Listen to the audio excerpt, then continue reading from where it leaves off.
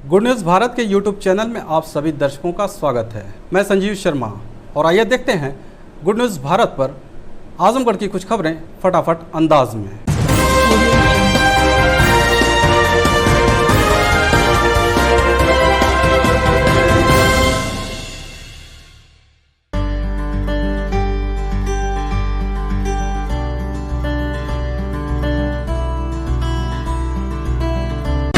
We have wings, we can fly, look at the world in the eye. We have a heart that is kind and a wise, open mind. We have hope, we have love, we can rise up above.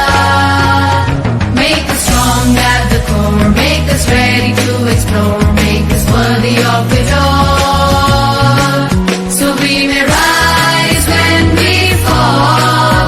We are the game changers, we are the trailblazers, we are the go-getters, we are the wave riders, we are the Jaypurians, we are the Jaypurians, we are the Jay.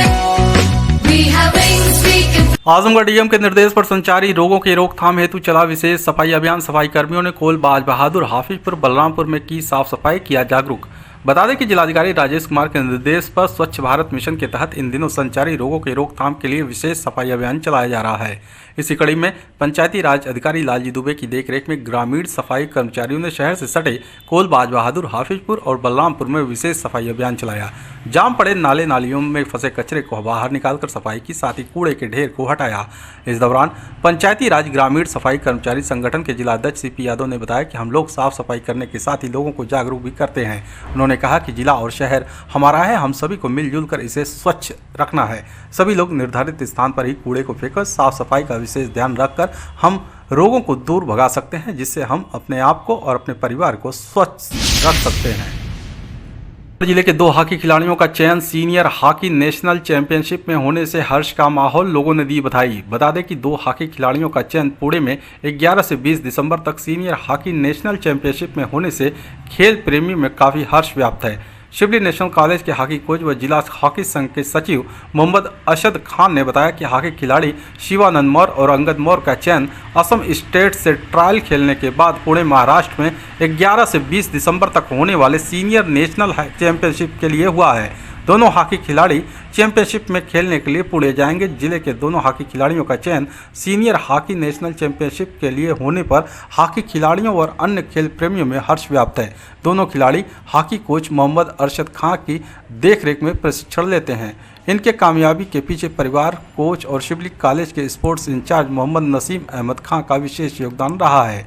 चयन होने पर सलमान कमर, इरफान, राम आसरे, मिराज अहमद, राशिद इखलाक, यासिर खान, कमर अब्बासी आदि ने बधाई दिया। आजमगढ़ 2 दिवसीय दौरे पर पहुंची सपा महिला सभा की राष्ट्रीय अध्यक्ष ने पीसी कर बीजेपी पर जमकर साधा निशाना। बता दें कि समाजवादी पार्टी कार्यालय पर आयोजित प्रेस वार्ता के दौरान मीडिया से बातचीत में समाजवादी पार्टी की महिला सभा की राष्ट्रीय अध्यक्ष जूही सिंह ने भारतीय जनता पार्टी पर निशाना साधते हुए कहा कि प्रदेश में सपा सरकार आने पर भाजपा के भ्रष्टाचार और घोटालों की जाँच के साथ कार्यकर्ताओं पर दर्ज फर्जी मुकदमे की भी जांच कराई जाएगी। उन्होंने कहा कि भाजपा सरकार की डबल इंजन वाली सरकार ने प्रदेश को काफ़ी पीछे कर दिया।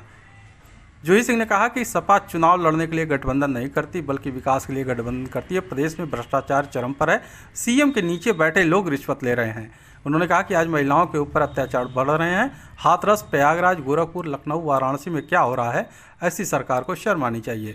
जिले के 2 दिवसीय दौरे के अंतिम दिन समाजवादी पार्टी महिला सभा की राष्ट्रीय अध्यक्ष व राष्ट्रीय प्रवक्ता जूही सिंह ने भाजपा और प्रदेश की योगी सरकार पर जमकर हमला बोला और दावा किया कि प्रदेश में सपा सरकार बन रही है। मुझे लगता है कि शायद वो आप कुछ लोग ने अपना भी नाम बदला है इनमें से ना, इन 3 नामों में से, तो ये उनकी फितरत है, वो कहते रहते।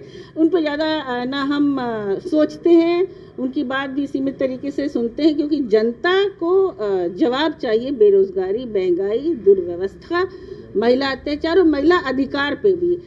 ये उज्ज्वला योजना पुरुषों को, महिलाओं को तो नहीं दी गई क्योंकि सिलेंडर नहीं भराया जा रहा है। पुरुषों को क्यों नहीं दी गई? हमें भी एक उतना ही जगह चाहिए। साथ ही बड़ा भ्रष्टाचार, चाहे स्वेटर वितरण हो, जूता कपड़ा वितरण हो, चाहे शौचालय बनाना हो, प्रधानमंत्री आवास योजना बड़ी योजना उनकी है, उसकी दूसरी किस्त में कितनी रिश्वत देनी पड़ती है, ये भी मुख्यमंत्री थोड़ा सा आंकड़ा बैठा रहे हैं। मुख्यमंत्री के तो ऑफिस के नीचे खुद ही लोग रिश्वत लेते हैं, तो ऐसे मुख्यमंत्री हैं, नायाब हैं। समय सीमा पर और सारे कानूनी दायरे पर इसकी जांच कराएगी। समाजवादी पार्टी के कार्यकर्ताओं पे जो फर्जी मुकदमे आए हैं उनकी जांच कराएगी। हमारे कार्यकर्ता अगर फेसबुक पे कोई टिप्पणी कर देते हैं, फोटो लगाकर उसको जेल भेज दिया जाता है, इसकी जांच कराएगी। मुख्यमंत्री की तरह नाटक नहीं करेगी कि जो है हमारा इतना बेहतरीन आगरा एक्सप्रेस है, उसको कुदाल से इनके कुछ अधिकारी खोदने चले गए थे, फिर JPNIC पे इनका एक मंत्री चढ़ गया जो हाँफने लगा। तो देखिए, नौटंकीबाजी पूर्वांचल और उत्तर प्रदेश को नहीं चाहिए, काम चाहिए। मुख्यमंत्री की बातों को सीरियसली मत लीजिए। आ रहे हैं ना आजमगढ़ में, पूछ लीजिएगा कि भाई आप आंकड़े दे दीजिए, आप तो जिम्मेदार हैं कि कहाँ कहाँ क्यों लखीमपुर हुआ, क्यों हाथरस हुआ, क्यों बनारस में बलात्कार हुआ, क्यों गोरखपुर में व्यापारी की अधिकारियों द्वारा हत्या की गई, आपके अधिकारी कर क्या रहे हैं, क्यों उत्तर प्रदेश कस्टोडियल डेस्क में नंबर 1 है, क्यों उत्तर प्रदेश सारे SDG पैरामीटर्स पे इतना नीचे आ रहा है, क्यों हंगर इंडेक्स में भारतवर्ष का रैंकिंग नीचे जा रहा है। तो ये मुख्यमंत्री जो रट कर आते हैं, ईज ऑफ डूइंग, कभी कभी भूल भी जाते हैं, बिजनेस, तो आप उनसे पूछिएगा कि ये ईज ऑफ डूइंग बिजनेस जो है वो सरकार की तरफ से ही जाता है कि हमने आपको इतनी छूट दे दी तो उत्तर प्रदेश ईजी हो गया। बिजनेस आया कौन सा और कितने, आजमगढ़ में कितना इन्वेस्टमेंट आया, आजमगढ़ में उन्होंने क्या किया, यहीं आ रहे हैं, यहीं पर बता दें, केवल सभा करके और टिप्पणी करके न। आजमगढ़ जिले के टेंगरपुर गांव के राजभर बस्ती में खराब ट्रांसफार्मर व जर्जर तार बदलने की मांग को लेकर मुख्य अभियंता कार्यालय पर ग्रामीणों ने दिया धरना। महाराजा सुहेलदेव यूथ ब्रिगेड के बैनर तले बैठे ग्रामीणों ने बताया कि पिछले 1 महीने से रानीसराय ब्लॉक के टेंगरपुर गांव के राजभर बस्ती में ट्रांसफार्मर खराब पड़ा है, जिसकी शिकायत स्थानीय स्तर पर लेकर जिला स्तर तक के अधिकारियों से किया गया, लेकिन आज तक कोई सुध लेने वाला नहीं पहुंचा।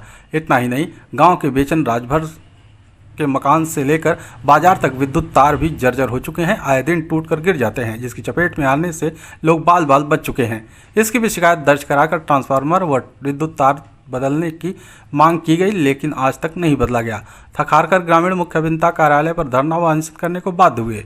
ग्रामीणों ने मुख्य अभियंता को शिकायती पत्र सौंप समस्या निस्तारण करने की मांग की है। आजमगढ़ जिले के श्री दुर्गा जी PG कॉलेज के प्राचार्य पद पर उच्चतर शिक्षा आयोग से आए associate professor doctor Nagendra Dwivedi ने किया पदभार ग्रहण। बता दें कि श्री दुर्गा जी PG कॉलेज चंडेश्वर के प्राचार्य के रूप में उच्चतर शिक्षा आयोग से आए associate professor doctor Nagendra Dwivedi ने अपना पदभार ग्रहण कर लिया। इस अवसर पर नागेंद्र द्विवेदी ने कहा कि सरकार की नई शिक्षा नीति के तहत महाविद्यालय में पठन पाठन का कार्य होगा। शिक्षकों और छात्र छात्राओं की जो भी समस्याएं होंगी उसका समय रहते निस्तारण किया जाएगा, ताकि शिक्षण कार्य में कोई बाधा न उत्पन्न हो सके। संस्था के एक मॉडल डिग्री कॉलेज के रूप में स्थापित करने का काम करेंगे। चार्ज लेने के बाद नवागत प्राचार्य ने महाविद्यालय का निरीक्षण कर आवश्यक दिशा निर्देश दिया। इस दौरान श्री दुर्गा जी PG कॉलेज शिक्षक संघ के अध्यक्ष डॉक्टर प्रवेश कुमार सिंह ने कहा कि नवागत प्राचार्य डॉक्टर द्विवेदी के सहयोग से महाविद्यालय में पठन पाठन का माहौल बनाएंगे। महाविद्यालय शिक्षक की भावनाओं का ख्याल रखते हुए श्री ब्रह्मचारी जी की इच्छा अनुसार महाविद्यालय की गरिमा को आगे बढ़ाने का काम करेंगे। महाविद्यालय के हित के लिए हम शिक्षकों का सहयोग प्रचार को मिलता रहेगा। इस अवसर पर doctor Ajit Pratap Singh, doctor Ravindra Pandey, doctor Fakhre Alam, doctor Prakash Chand, doctor Madhubala, doctor Indrajit सहित अन्य लोगों ने उनका स्वागत किया। आजमगढ़ से सगड़ी विधायक वंदना सिंह के बीजेपी में शामिल होने पर नेहरूहाल में पार्टी ने जोरदार स्वागत किया। बता दें कि सगड़ी विधानसभा क्षेत्र से विधायक और हाल ही में बसपा छोड़कर भाजपा में शामिल हुई वंदना सिंह का नेहरूहाल में पार्टी के लोगों ने जोरदार स्वागत किया। वह कुछ दिन पूर्व लखनऊ में बीजेपी कार्यालय पर अध्यक्ष स्वतंत्र देव सिंह के सामने बीजेपी में शामिल हुई थी। वंदना सिंह पिछले चुनाव में BSP से चुनाव लड़ी थी और जीत हासिल की थी। तो वहीं उनके पति स्वर्गीय सर्वेश सिंह सीपू भी सगड़ी क्षेत्र से सपा के विधायक थे। मीडिया से बातचीत में वंदना सिंह ने कहा कि सपा अध्यक्ष से मिलने की एक गलत समाचार के चलते मुझे बसपा से निलंबित कर दिया गया था, वह भी बिना कारण और जवाब पूछे। इसका उन्हें दुख था। हालांकि वंदना सिंह ने बसपा का धन्यवाद दिया, कहा कि उन्होंने खुद बुलाकर टिकट दिया था और वह चुनाव जीती भी थी। वंदना ने कहा कि CM ने आजमगढ़ में गुंडा राज खत्म किया। वह एक अपराधी से लड़ती हैं, जिसके खिलाफ CM योगी ने जिस प्रकार से अभियान चलाया उससे वह प्रभावित थी। PM और CM के नीतियों पर उन्हें विश्वास है, इसलिए उन्होंने भाजपा ज्वाइन की। वंदना सिंह ने कहा कि इस पवित्र पार्टी में आकर वह बहुत खुश है। अगर मौका मिलेगा तो वह फिर से सगड़ी का चुनाव लड़ेंगी। कारण कोई विशेष नहीं रहा, एक न्यूज निकली थी कि 6 विधायक जाके सपा के अखिलेश यादव जी से मिले, लेकिन उसमें मैं नहीं थी और पार्टी ने मुझे मेरा पक्ष नहीं जाना, मुझको बुला के मेरी बात को नहीं सुना और मुझे भी निलंबित कर दिया। तो यहीं से मुझे दुख था और आज तक पार्टी ने मुझसे ये बात नहीं पूछी।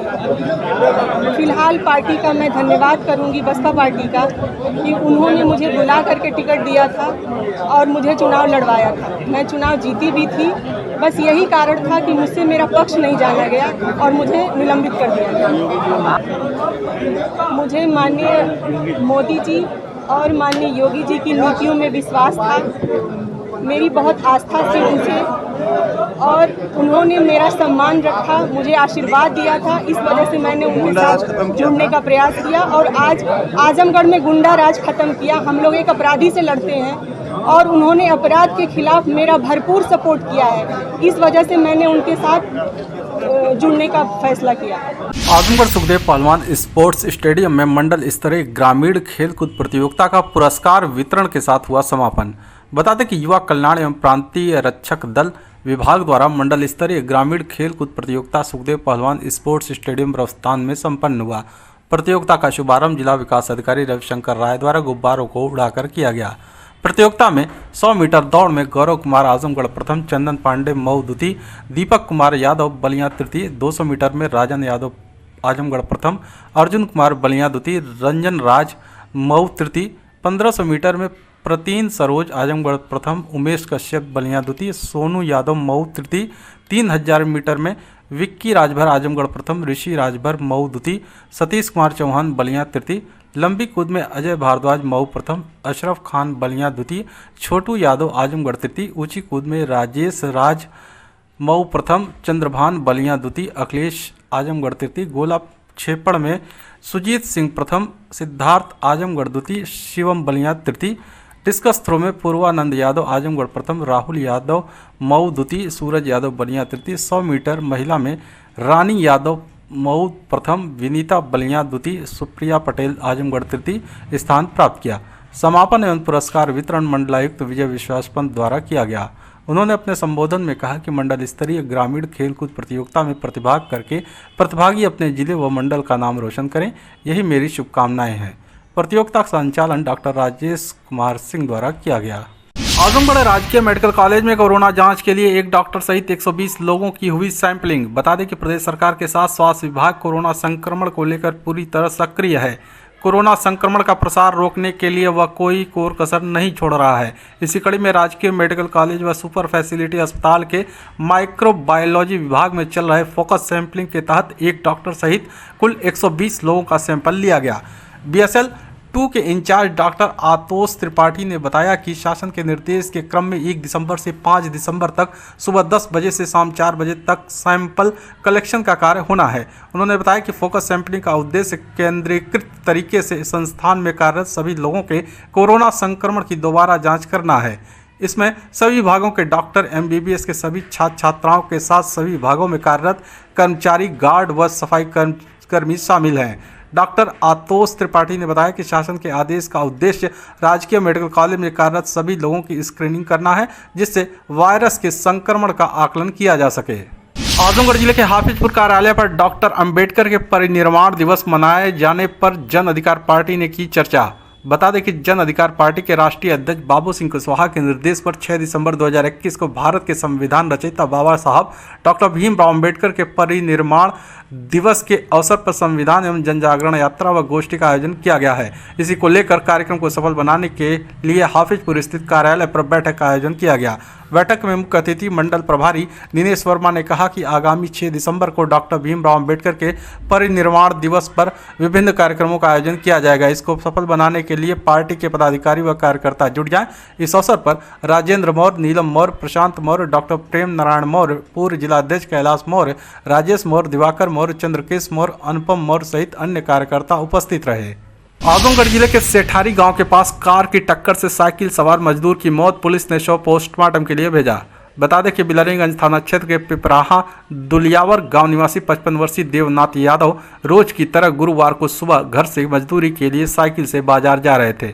अभी वह सेठारी गांव के समीप पहुंचे थे कि कार की चपेट में आकर गंभीर रूप से घायल हो गए। आसपास के लोगों ने 108 नंबर एम्बुलेंस को फोन किया। जब तक डायल 112 पुलिस पहुंच गई और एम्बुलेंस पहुंचने से पहले ही देवनाथ को अपने वाहन से सामुदायिक स्वास्थ्य केंद्र बिलरियागंज भिजवाया, जहां डॉक्टरों ने देखते ही उन्हें मृत घोषित कर दिया। पुलिस ने शव को कब्जे में लेकर पोस्टमार्टम के लिए भेज दिया। आजमगढ़ डीएम कार्यालय पर एम्बुलेंस कर्मियों ने 6 सूत्री मांग को लेकर किया प्रदर्शन, सौंपा ज्ञापन। बता दें कि भारतीय मजदूर संघ उत्तर प्रदेश के महामंत्री अनिल कुमार उपाध्याय के नेतृत्व में 6 सूत्री मांगों के समाधान को लेकर पुराने एम्बुलेंस कर्मियों ने डीएम कार्यालय के समक्ष प्रदर्शन किया। मुख्यमंत्री को संबोधित ज्ञापन भी सौंपा। समाधान न होने पर आंदोलन की चेतावनी दी। JVK EMRI कंपनी से संचालित एम्बुलेंस 108, 102 ALS के कर्मचारियों का कहना था कि पायलट EMT को न्यूनतम वेज न देकर कंपनी मात्र 6,500 रुपये मासिक मानदेय दे रही है। न्यूनतम वेज दिलाया जाए, समय पर घोषित महंगाई भत्ता का भुगतान कराया जाए। न्यूनतम वेज मिल जाने से कर्मचारियों को लगभग 13,000 रुपये मासिक मानदेय मिलेगा। 12-12 घंटे के बजाय 8 घंटे ड्यूटी कराया जाए या अतिरिक्त 4 घंटे की मजदूरी डबल वेतन की दर से दिलाई जाए। 4 घंटे अतिरिक्त लिए जा रहे कार्य के बदले पायलट को 3,400 रुपये और EMT को 3,900 रुपये दिया जाता है, जबकि यह धनराशि दोगुनी बनती है। कंपनी में कार्यरत लगभग 2,000 कर्मचारियों को भी मिनिमम वेज दिलाया जाए, बोनस का भुगतान कराया जाए। धरना समाप्ति के बाद लगभग 9,000 कर्मचारियों की जिनकी अवैधानिक ढंग से सेवाएं समाप्त की गई उसे बहाल किया जाए। आजमगढ़ जिले के हीरापट्टी गांव के ग्रामीणों ने जीवित व्यक्ति का नाम वोटर लिस्ट काटने का किया विरोध, सौंपा ज्ञापन। बता दें कि पुनरीक्षण के दौरान जीवित व्यक्ति का नाम वोटर लिस्ट काटने का मामला जैसे ही प्रकाश में आया तो शहर से सटे हीरापट्टी के ग्रामीण भड़क गए। गुरुवार को जिलाधिकारी कार्यालय पहुंचकर प्रदर्शन करते हुए ज्ञापन सौंपा और इस खेल में संलिप्त लोगों के विरुद्ध कार्रवाई करने की मांग किया। बता दें कि विधानसभा चुनाव के मद्देनजर वोटर लिस्ट के पुनरीक्षण का कार्य जोरों पर चल रहा है, जिसमें नए मतदाता को जोड़ने और मृतकों के नाम वोटर लिस्ट काटे जा रहे हैं। वोटर लिस्ट पुनरीक्षण के दौरान हीरापट्टी गांव निवासी व जनवादी पार्टी सोशलिस्ट के जिला सचिव, अखिल भारतीय चौहान महासभा के जिलाध्यक्ष अनिल चौहान को मृतक दिखाकर प्रारूप 7 भरकर नाम काटने के लिए किसी ने BLO उर्मिला देवी को आवेदन किया गया था। BLO के सर्वे के दौरान अनिल चौहान को इसकी जानकारी हुई। उन्होंने बताया कि मेरे अलावा गांव निवासी बेचू चौहान के नाम से भी किसी व्यक्ति द्वारा आवेदन किया गया है। बेचू चौहान विदेश में है। उन्होंने कहा कि BLO की सक्रियता से वोटर लिस्ट के नाम काटे जाने की साजिश का पता चला है। जिलाधिकारी से मामले की जांच कराकर दोषियों से विरुद्ध कार्रवाई करने की मांग किया।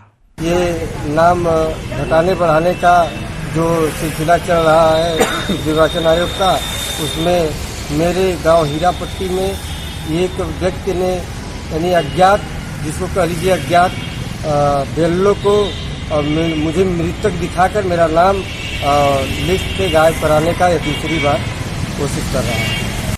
खबरों में हो चला है एक छोटा सा ब्रेक। आप देखते रहिए गुड न्यूज भारत।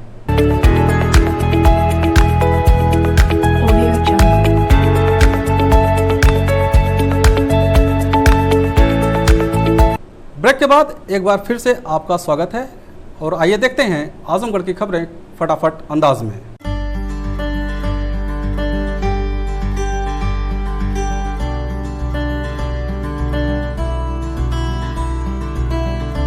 वर्षों की प्रतीक्षा के बाद देवगांव में सड़क को गड्ढा मुक्त किए जाने का काम हुआ आरंभ। सड़क बनना हुई शुरू।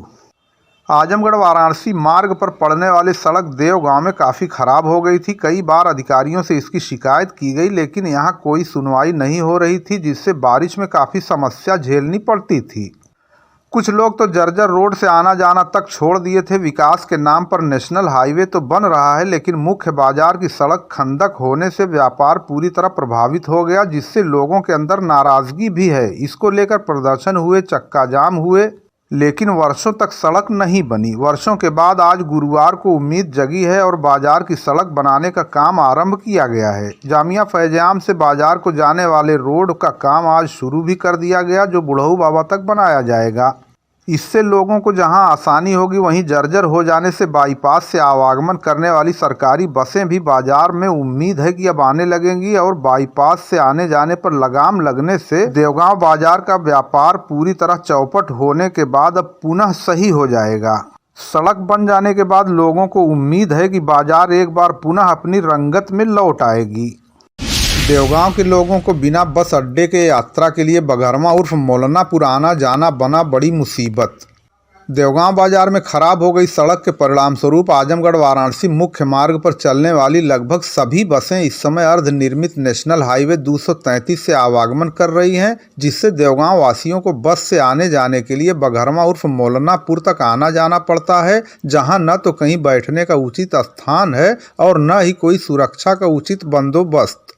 एक ओर जहां लोगों में भय बना रहता है, वहीं वृद्धों, बच्चों तथा कमजोर लोगों को बाजार तक आवागमन करने में करीब 1 किलोमीटर का सफर तय करना पड़ता है, जो काफी कष्टप्रद है। कुछ लोगों ने बस को मुख्य मार्ग से चलाए जाने की मांग तो की, लेकिन इस पर कोई उचित कार्रवाई न होने से बसें अभी भी अर्ध निर्मित नेशनल हाईवे 233 से ही आवागमन करती हैं तथा लोगों को भारी मुसीबत उठानी पड़ रही है।